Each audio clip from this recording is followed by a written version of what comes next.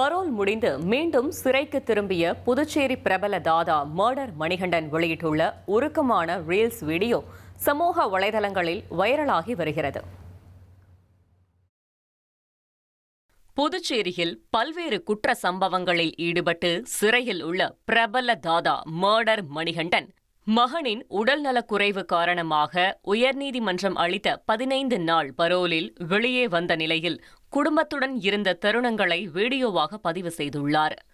அந்த வீடியோவில் தனது 1 நிமிட கோபத்தால் 1/4 நூற்றாண்டு வாழ்க்கையை சிறையில் கழித்துவிட்டதாக கூறிய அவர், வன்முறையும் கத்தியும் ஒருபோதும் தீர்வாகாது, அவை இளைஞர்களின் இளமையை சிறை கொட்டகைக்கு உணவாக்கிவிடும் என்று வருத்தத்துடன் பேசியுள்ளார்.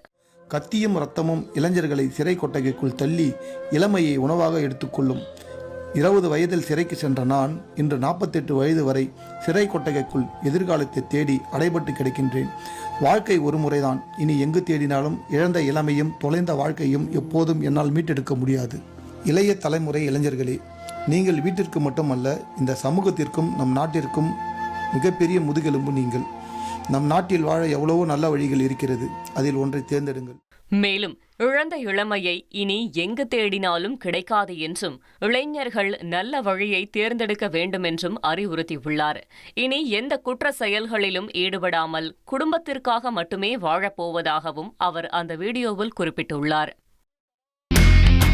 இனி செல்லும் இடமெல்லாம் செய்தி.